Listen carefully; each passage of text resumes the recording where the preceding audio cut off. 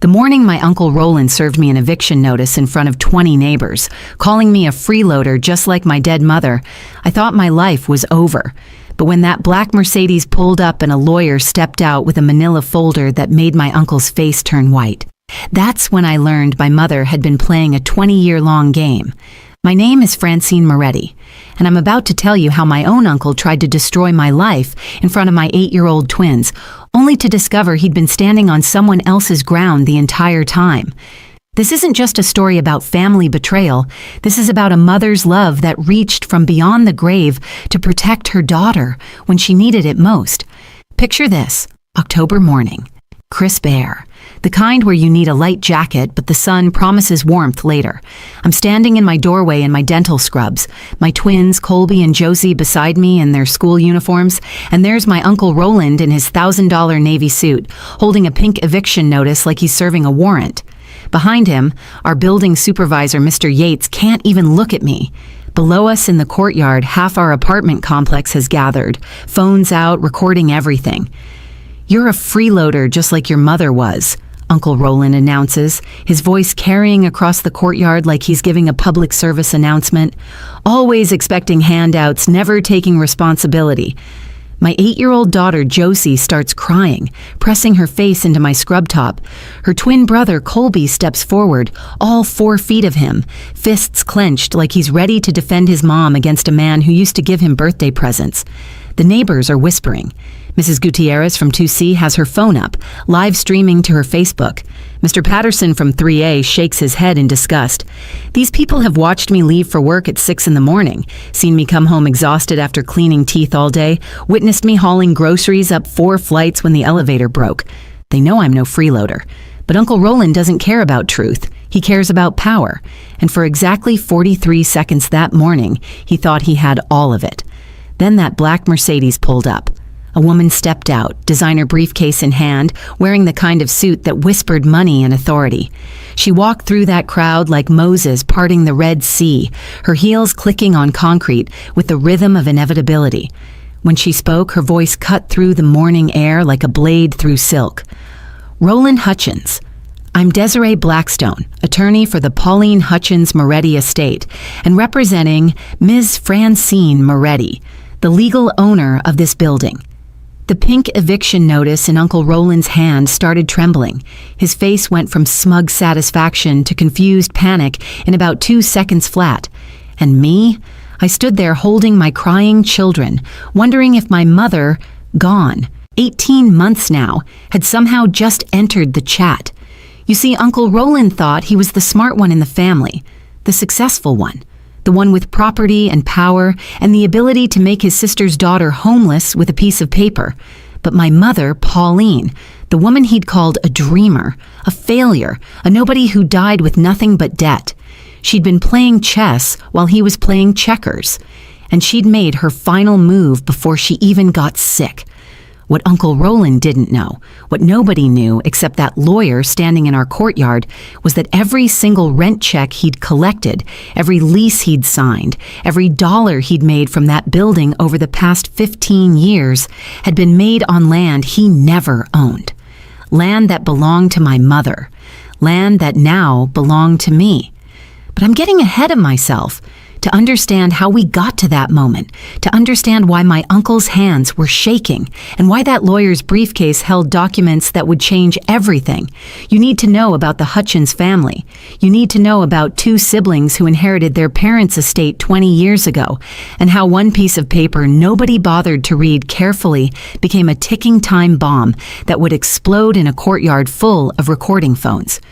You need to know about my mother, Pauline Hutchins Moretti, who everyone thought died broke and beaten down by life, but who actually orchestrated the longest, most patient, most devastating checkmate in family history.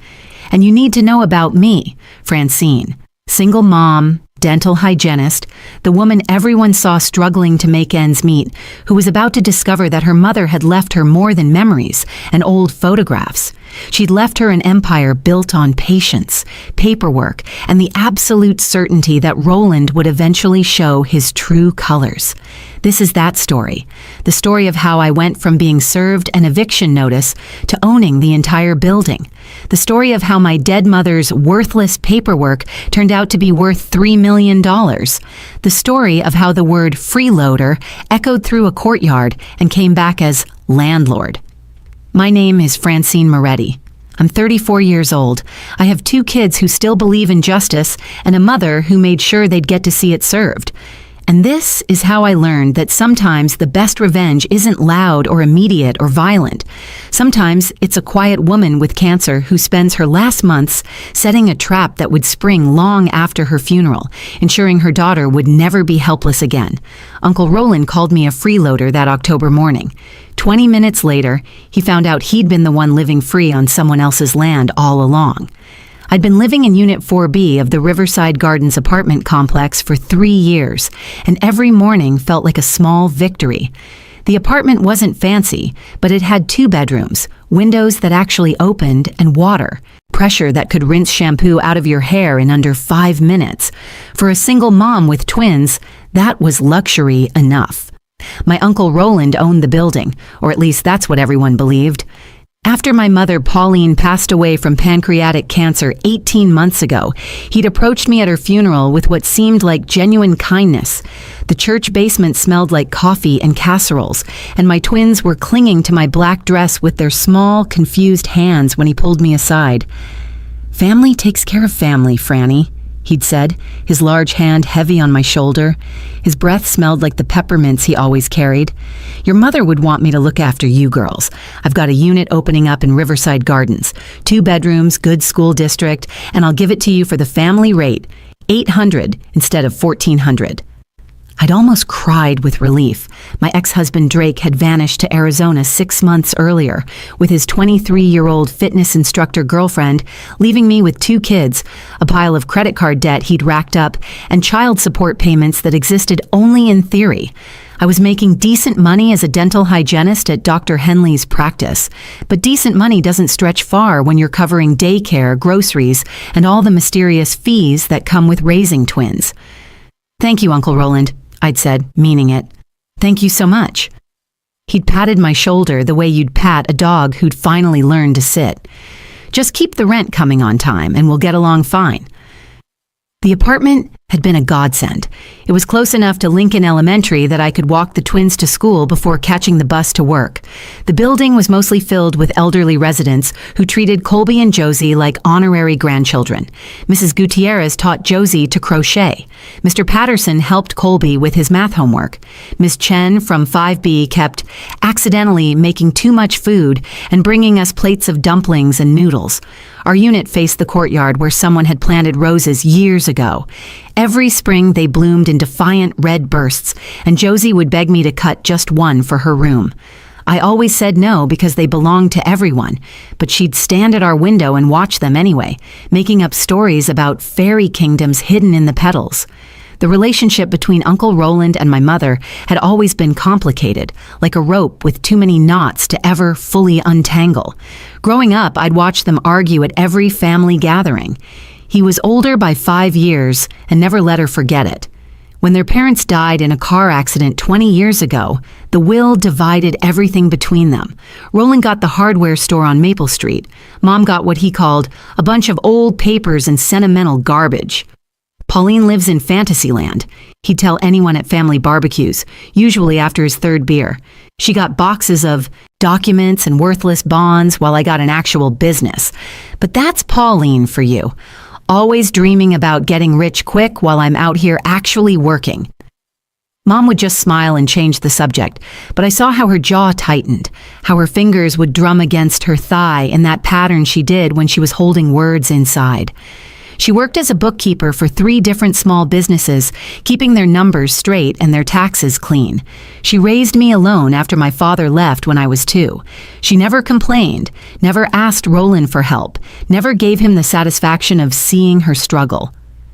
"Your uncle means well," she'd tell me when I was younger and angry on her behalf. "He just sees the world in very simple terms, assets and debits, winners and losers. Someday he'll learn that life is more complicated than that." The twins and I had made that apartment our own little kingdom. Colby had covered his side of the bedroom with dinosaur posters from the dollar store. Josie had strung fairy lights around her bed that I'd found at a garage sale. We had a tiny balcony where we grew tomatoes in old paint buckets I'd gotten from the maintenance room. The tomatoes usually came out lopsided and strange, but the kids would eat them in salads and declare them the best tomatoes in the world. Every Sunday, we had pancake breakfast at our small kitchen table. I'd bought it from Goodwill and spent a weekend sanding and repainting it white. The chairs didn't match, but nobody cared. Colby would always make smiley faces with his chocolate chips. Josie would insist on helping flip the pancakes, usually sending batter splattering across the stove. Those Sunday mornings made every long shift cleaning teeth worth it. I'd been keeping up with rent, paying Uncle Roland directly each month. He insisted on cash or check made out to him personally, not the building's management company. Easier for taxes, he'd said, and I hadn't questioned it. I needed that family discount more than I needed to understand his accounting methods. Every month, I'd hand him the check, he'd give me a receipt, and we'd pretend we were just tenant and landlord, not family with decades of complicated history between us. Life wasn't easy, but it was working. The kids were happy and healthy. I had a job and a home and neighbors who cared about us. We were making it work, one day at a time, one small victory at a time. I had no idea that Uncle Roland was about to try to tear it all down. I had no idea that my mother had seen it coming years ago and planned accordingly. I had no idea that the worthless papers she'd inherited were actually the foundation of everything Roland had built. But I was about to find out. Everything changed on a Thursday morning in October. The day started wrong from the beginning. My alarm didn't go off. Josie spilled orange juice all over her school uniform, and Colby couldn't find his library book anywhere. I was rushing, around in my dental scrubs, making sandwiches with one hand and signing permission slips with the other when Dr. Henley called. "Francine, I need you here by 7:30, he said. "Mrs. Morrison needs an emergency root canal and she only trusts you to assist." I looked at the clock. 7:10. "I'll be there," I promised, shoving the sandwiches into brown bags. The doorbell rang just as I was grabbing my purse. Through the peephole, I saw Uncle Roland in his expensive navy suit, the one he wore to intimidate people. Mr. Yates stood beside him, looking uncomfortable and avoiding eye contact with the peephole, like he knew I was watching. I opened the door, already apologizing. "Uncle Roland, I'm running late. Can we talk tonight?" "This won't take long," he said, but his voice was different, louder. Performance level loud. That's when I noticed the courtyard below was filling with people. Mrs. Gutierrez was there with her phone out. Mr. Patterson had stopped his morning walk. Even the teenage Rodriguez brothers, who usually slept until noon, were standing by the fountain, watching. "Francine!" Uncle Roland boomed, and I mean boomed, like he was announcing a boxing match. "I'm serving you with a 30-day eviction notice." The words hit me like ice water. "What? Uncle Roland, what are you talking about?" He held up a pink paper, waving it so everyone below could see. "You're 2 months behind on rent. I've been patient because you're family, but I'm not running a charity here." "That's a lie." The words burst out of me. "I gave you the checks personally, last month at your office. This month I handed it to you in the parking lot. You gave me receipts." "I have no record of any payments," he said, his voice still carrying across the courtyard like he wanted everyone to hear. "You're a freeloader, just like your mother was, always expecting handouts, never taking responsibility." Josie started crying immediately, that hiccuping sob 8-year-olds do when they're scared and confused. She grabbed my scrub top, burying her face in my side. "Mommy, what's happening? What's wrong?" Colby moved in front of us like a tiny bodyguard, his dinosaur backpack still on his shoulders. "Why are you being mean to my mom?" he demanded, looking up at Uncle Roland with eyes that were starting to fill with tears. "I'm not being mean, young man," Uncle Roland said, still in that carrying voice. "I'm being a businessman. Your mother needs to learn that life has consequences." More phones were out now. I could see them raised like little black rectangles, recording everything. Someone from the 3rd floor was leaning over their balcony with what looked like an actual camera.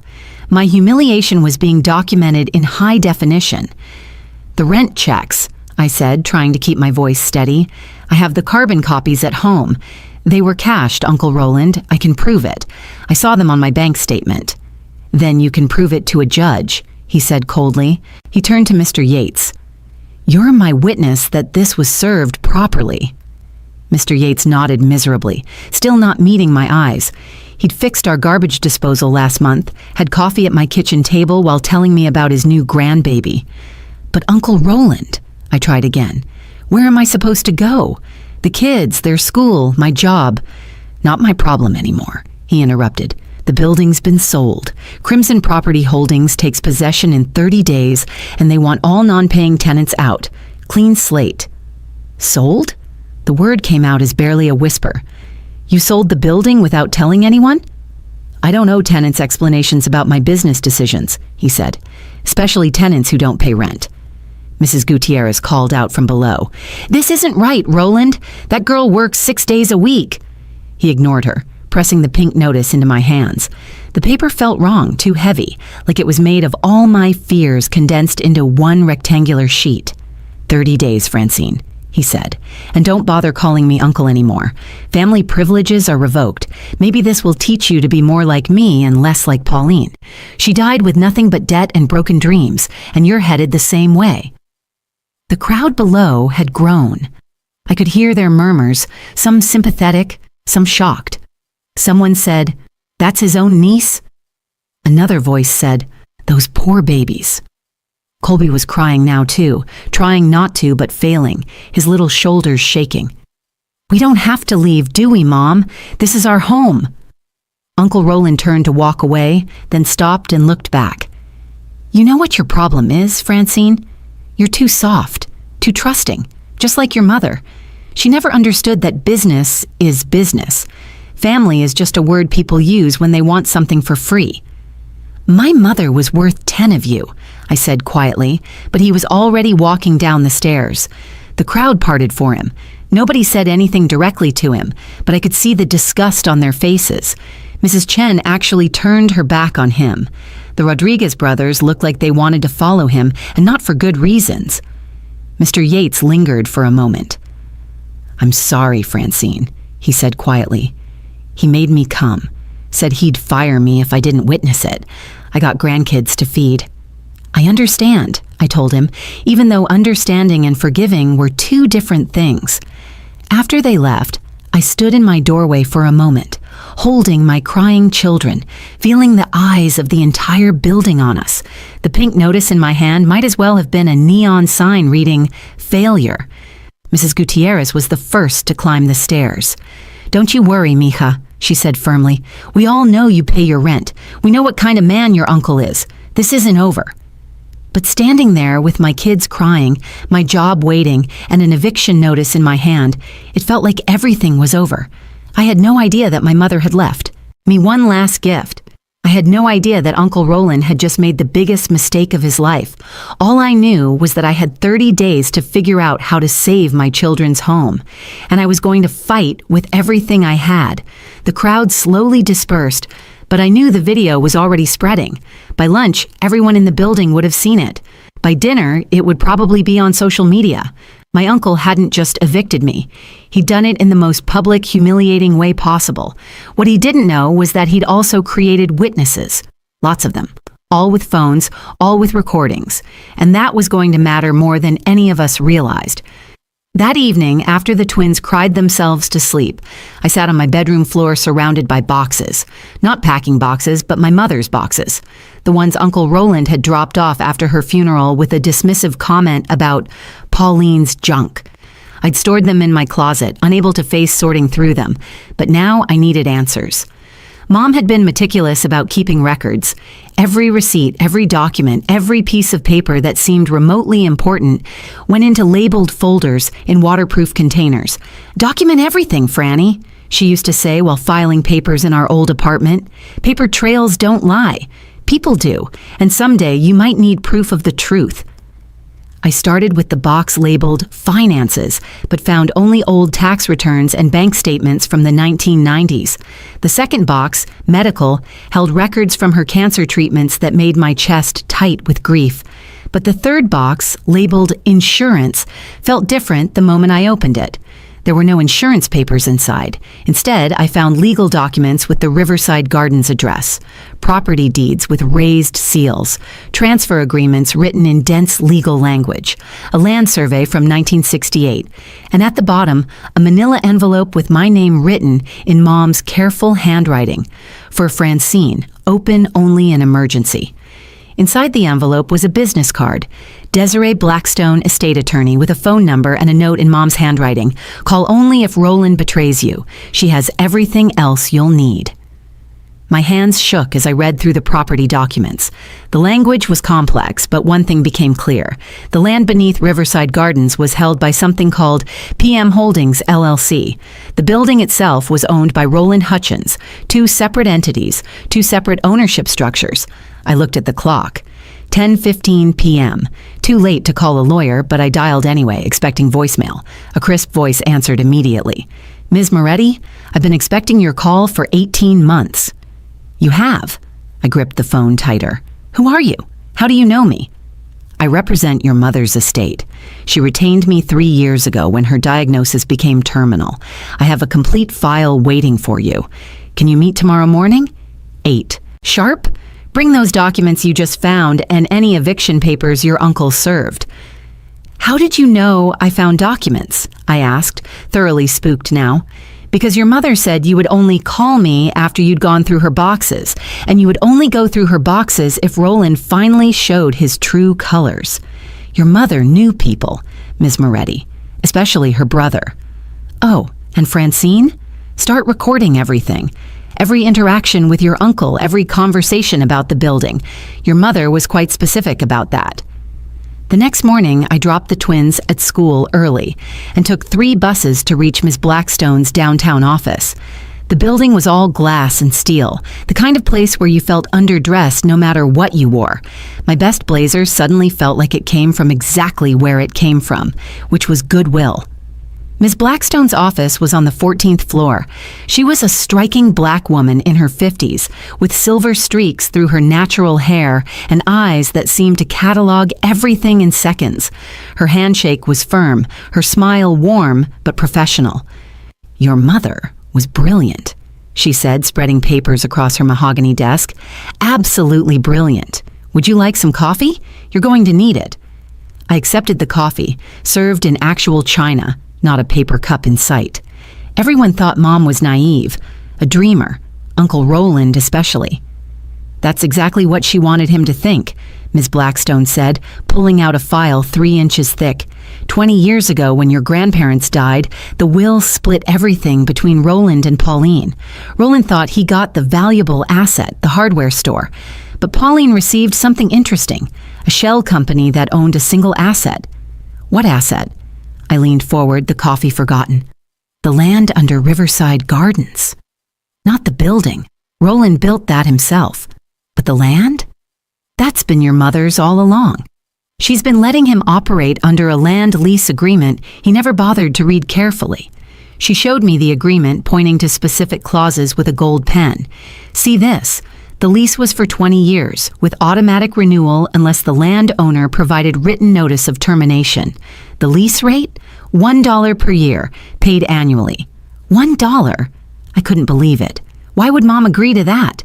Because she was playing a long game. Look at this clause here. Ms. Blackstone pointed to a paragraph near the bottom. Upon the death of the landowner, the lease automatically terminates unless renewed in writing by the heir within 18 months. If not renewed, all structures on the land become property of the landowner's estate. My coffee cup rattled against the saucer as I set it down. Mom's been dead for 18 months. 18 months and 6 days, to be exact. The deadline for renewal passed last week. Your uncle never renewed because he never knew he needed to. The building, all 24 units, every brick and board, now belongs to you. The room spun slightly. I own the building? The entire building? You own the building.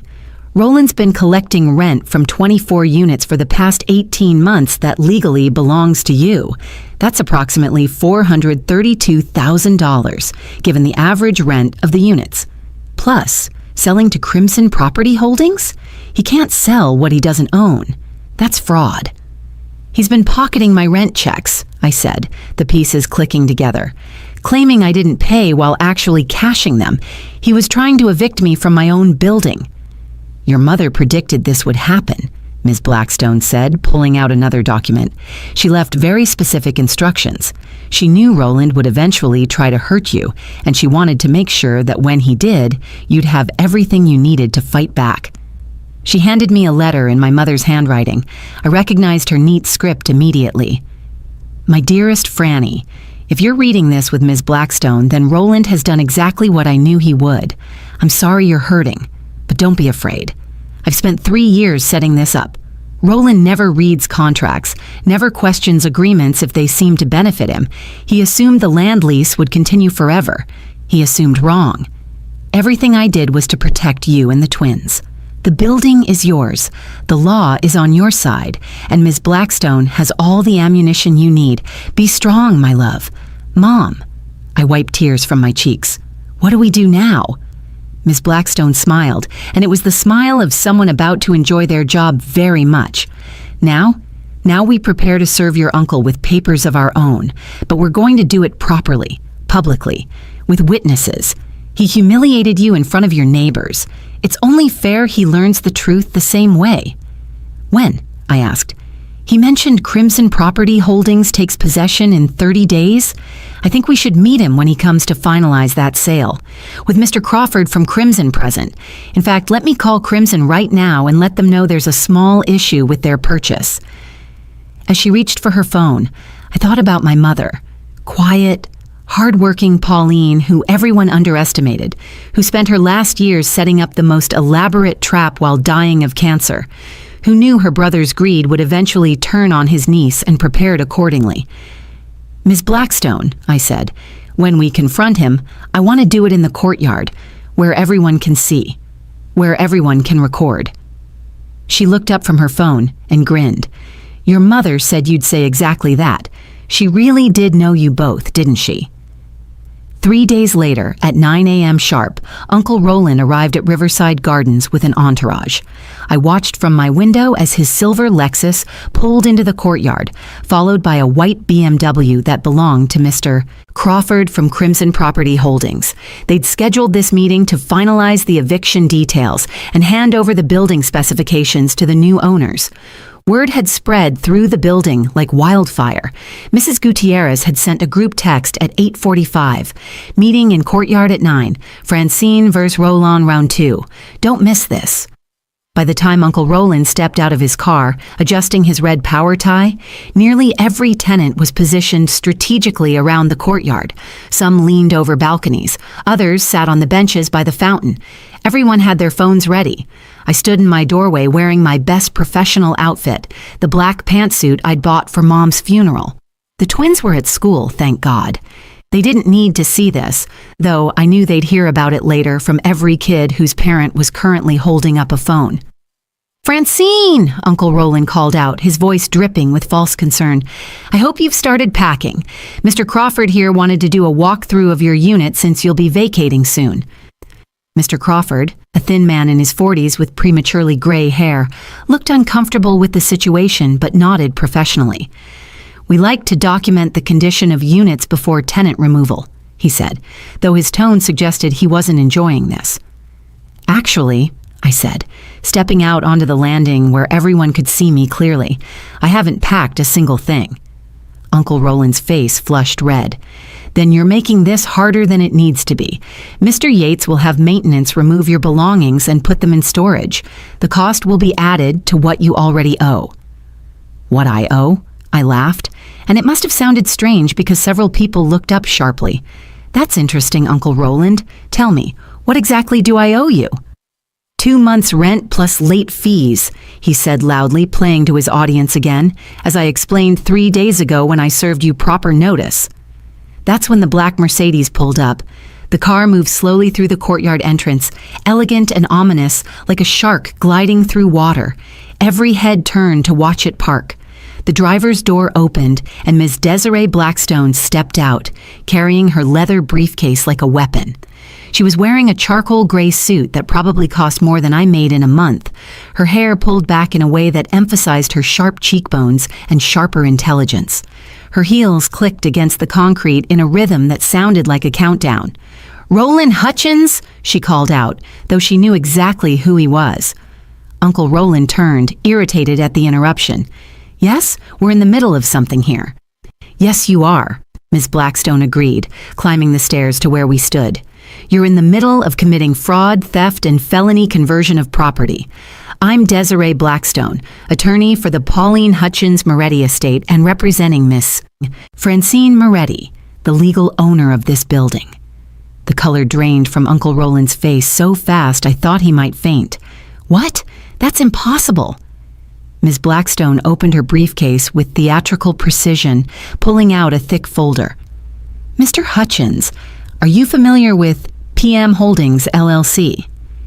"Never heard of it," he said, but his voice wavered. "Interesting, since you've been paying them $1 per year for the past 20 years to lease this land." She held up a canceled check. "This is your signature, is it not?" Mr. Crawford stepped forward. "Excuse me, what's going on here? Roland, you said you owned this property free and clear." "I do," Uncle Roland insisted. "I built this building. I have all the construction permits, the bank loans, everything." "Yes, you built the building," Ms. Blackstone agreed, "on land you didn't own, land that belonged to PM Holdings, LLC. PM stands for Pauline Moretti, Mr. Hutchins, your sister, the one you just called a woman who died with nothing but debt and broken dreams." The crowd had pressed closer. I could hear the whispers rippling through them like wind through leaves. Mrs. Gutierrez was live streaming on Facebook. The Rodriguez brothers were recording on Instagram. Mr. Patterson had his phone held high, capturing everything. "This is ridiculous," Uncle Roland sputtered. "Even if Pauline owned some shell company, I've been paying the lease. I have rights." "Had rights," Ms. Blackstone corrected. "Your lease agreement, which I doubt you've read in 20 years, contained a very specific termination clause. Upon the death of the landowner, the lease terminates automatically unless renewed in writing by the heir within 18 months. Pauline Moretti died 18 months and 6 days ago. You never requested renewal. The lease is terminated." She pulled out another document. "Furthermore, according to paragraph 16, subsection C, upon lease termination, all structures and improvements on the land become property of the landowner's estate. In simple terms, Mr. Hutchins, the building you constructed now belongs entirely to Ms. Francine Moretti." Uncle Roland's hands were shaking now, the confident businessman facade cracking like cheap plaster. "You can't do this. I'll sue. This is entrapment." "Entrapment?" Ms. Blackstone's eyebrow arched. "You mean like falsely claiming your niece didn't pay rent when you were cashing her checks? We have the bank records, Mr. Hutchins. Every check Ms. Moretti wrote to you was deposited into your personal account, not the building's business account. That's embezzlement." She turned to Mr. Crawford. "I've already contacted Crimson Property Holdings legal department. They're aware that Mr. Hutchins attempted to sell property he doesn't own. I believe they'll be pursuing criminal fraud charges." Mr. Crawford's face went from confused to furious. "Roland, you told me you'd owned this building for 15 years. "I have," Roland insisted, desperately. "I've been managing it, collecting rents, maintaining it." "On someone else's land," I said, finding my voice. Everyone turned to look at me. "You've been collecting rents that belong to me for 18 months. $432,000, give or take. You tried to evict me from my own building while stealing my rent money." The crowd gasped collectively. Someone said, "Oh my God!" Another voice said, "He stole from his own niece." Uncle Roland looked around wildly, seeing the phones, the faces, the judgment. "Pauline tricked me. She set me up."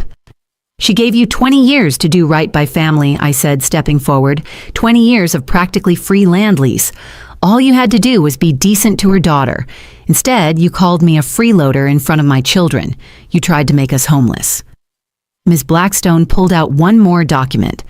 Mr. Hutchins, this is a cease and desist order. You're to vacate the property manager's office immediately and turn over all keys, records, and bank accounts associated with this building. You have 24 hours to comply or will involve law enforcement. Where am I supposed to go? Uncle Roland asked, and the irony of him asking the same question I'd asked 3 days ago wasn't lost on anyone. Not my problem, I said, echoing his words back to him. Maybe this will teach you to be more like my mother. She understood that family isn't just a word people use when they want something for free. It's a responsibility, a trust, and you broke both. Ms. Blackstone added, "We'll be pursuing full restitution for the stolen rent money. I suggest you contact your lawyer immediately." Uncle Roland stood there for a moment, looking smaller than I'd ever seen him. His expensive suit couldn't hide the fact that he'd just lost everything in front of the same audience he'd tried to humiliate me in front of. "This isn't over," he said weakly. "Yes, it is," Ms. Blackstone replied. "Your sister made sure of that. She spent her last years ensuring that when you inevitably showed your true nature, her daughter would be protected. She knew you'd eventually try to hurt Francine. She just made sure that when you did, you'd be standing on ground that was never yours to stand on." Uncle Roland turned and walked toward his car, every step filmed by dozens of phones. Mr. Crawford followed, already on his phone with what sounded like Crimson's legal department. The word fraud carried clearly across the courtyard. As his car pulled away, Mrs. Gutierrez started clapping. Then Mr. Patterson joined. Soon the entire courtyard was applauding, and I stood there, overwhelmed, realizing that my mother had orchestrated all of this. Every detail, every moment, every revelation designed to happen exactly as it had. 2 months later, the twins and I moved into the building's penthouse, the same one Uncle Roland had been living in. I didn't kick him out to be cruel. He left on his own after the investigation into his embezzlement started making headlines. Local property manager accused of stealing $432,000 from own niece doesn't look good on anyone's resume. The penthouse was everything our little Unit 4B wasn't. 3 bedrooms, floor-to-ceiling windows, a kitchen with an island bigger than our old dining table. But what the twins loved most was the wraparound terrace, with views of the entire neighborhood. We could see their school, the park where they played soccer, even the dental office where I used to work. Yes, used to. With the building's rental income finally flowing to its rightful owner, I could afford to make a change I'd dreamed about for years. I enrolled in dental school, not to be an assistant or a hygienist, but to become Dr. Francine Moretti, DDS. The twins loved telling everyone their mom was going to be a real dentist. I kept all the tenants and actually lowered their rent to fair market value. The first time I announced this at a building meeting, Mrs. Gutierrez actually cried. "Your mother would be so proud, mija," she said, hugging me tight. "You could have raised the rents, made more money, but you chose kindness."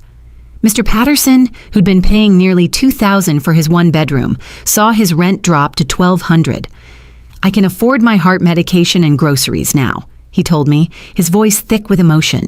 "Do you understand what that means to an old man on Social Security?" I understood because I'd been there, choosing between groceries and gas, deciding which bill could wait another week, checking my bank balance before buying the twins new shoes. Poverty isn't just about money. It's about the constant math, the endless calculations, the weight of every single dollar. The building became something different after Uncle Roland left. We started a community garden on the roof. The Rodriguez brothers taught skateboarding to the younger kids in the courtyard. Miss Chen opened her apartment for Chinese cooking classes every Saturday. We weren't just tenants anymore. We were neighbors in the truest sense. The legal situation with Uncle Roland dragged on for months. He tried to claim that Mom had tricked him, that the contract was signed under false pretenses. His lawyer argued entrapment, coercion, even elder abuse, suggesting Mom hadn't been in her right mind during her cancer treatment. Ms. Blackstone destroyed every argument with documentation. Mom had been seeing lawyers and accountants for 3 years before her death, all of whom testified to her mental clarity. She'd kept recordings of conversations with Roland, where he bragged about his business success and mocked her financial situation. She'd saved every email where he'd belittled her, called her a failure. said she'd never amount to anything. Your mother built an airtight case, Ms. Blackstone told me after one particularly brutal court session. She knew exactly what she was doing. The criminal fraud charges against Uncle Roland were eventually dropped in exchange for full restitution.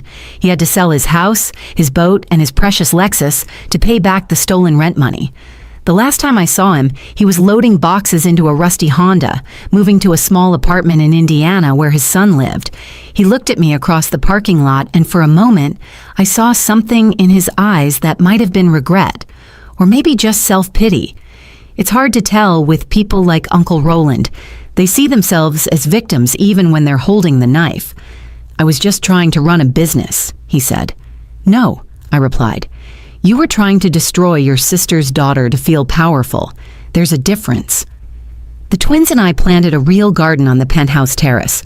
Not just tomatoes in paint buckets, but raised beds with vegetables, herbs, and flowers.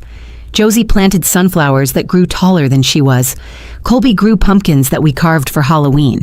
We invited all the kids in the building to help, and soon our terrace was the unofficial community center. One evening, while the twins were doing homework and I was studying for my anatomy exam, Josie asked the question I'd been waiting for. Mom, why did Grandma let Uncle Roland be mean to her all those years if she owned the land? I put down my textbook and really thought about it. Sometimes, baby, the greatest power is in patience. Grandma knew Uncle Roland would show his true colors eventually. She couldn't change who he was, but she could protect us from him. Like a superhero? Colby asked, looking up from his math worksheet. Like a superhero who fought with papers instead of punches. I laughed. Grandma knew that real strength isn't about being loud or mean or controlling people. It's about being smart, patient, and protecting the people you love. Is that why you didn't make Uncle Roland homeless? Josie asked. Even though he tried to make us homeless? Exactly, I said. We don't become better people by copying the worst behavior we see. We become better by choosing to be kind, even when we have the power to be cruel. Ms. Blackstone had given me one final envelope from Mom after everything was settled. Inside was a letter I'll treasure forever.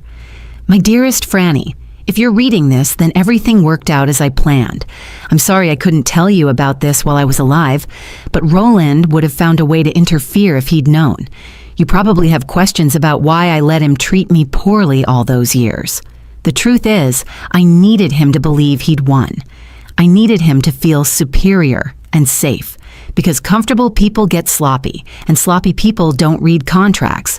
The building is yours, but more importantly, the lesson is this. Never let anyone make you feel small for being kind. Never let anyone shame you for needing help. And always, always keep your paperwork. You are stronger than you know, smarter than you believe, and more loved than you could ever imagine. Take care of those babies. Take care of the tenants. And remember, the best revenge against cruel people isn't cruelty in return. It's success, happiness, and the knowledge that their power was always an illusion. All my love, Mom. P.S. Check the property tax records for the hardware store Roland was so proud of. I own that land too. He's been good about paying that lease, so let him keep running it. Unless he does something else cruel, then you know what to do. I laughed through my tears.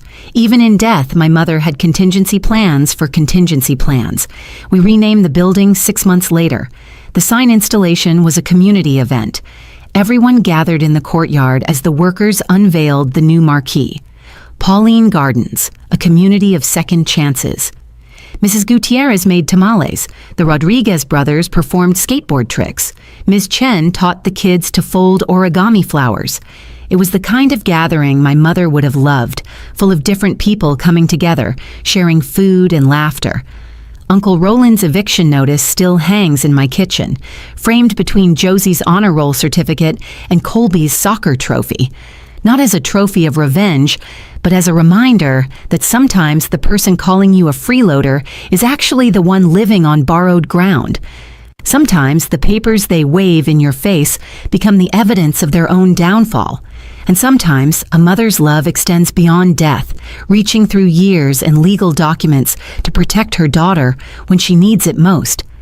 Every family has its Roland. someone who mistakes cruelty for strength, greed for success, volume for authority. They humiliate you in public, tear you down in front of your children, try to make you feel worthless and small. But if my mother taught me anything, it's that real power isn't in the loud voice or the pink eviction notice or the expensive suit. Real power is in the quiet preparation, the documented truth, and the patience to wait for the perfect moment to reveal that the ground beneath a bully's feet was never really theirs at all. Real power is in teaching your children that kindness isn't weakness, that helping others isn't foolish, and that family should be a source of strength, not shame. The twins are thriving now. Josie joined the drama club and plays a mean Lady Macbeth. Colby's soccer team made it to regionals. They both helped me study for my dental exams, quizzing me with flashcards over dinner. They don't flinch anymore when someone mentions eviction or lawyers or family betrayal. They've learned that sometimes the worst moments in your life are just the setup for something better. I graduate from dental school in 3 years. Ms. Blackstone has already offered to help me set up my practice. Your mother would want you to own your own business, she said. On your own land, naturally.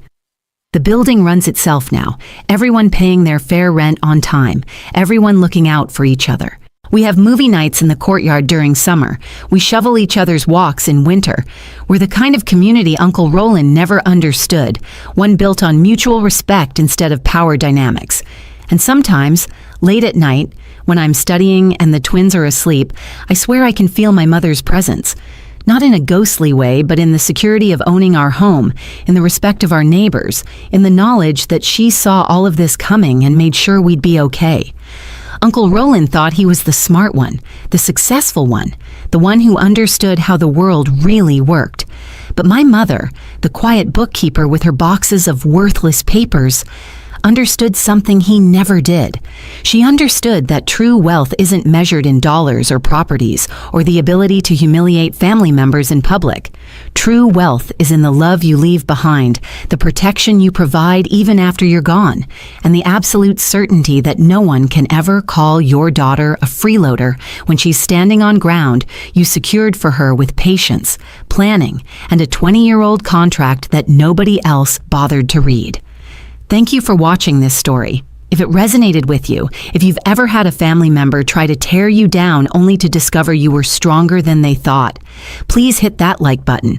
Share this video with someone who needs to hear that patience and paperwork can be more powerful than cruelty and loud voices. And don't forget to subscribe to our channel for more stories about families, justice, and the unexpected ways that love protects us, even from beyond the grave. Comment below if you've ever had your own Uncle Roland and how you dealt with them. Remember, you're never as powerless as they want you to believe. Sometimes you're actually the landlord and you don't even know it yet.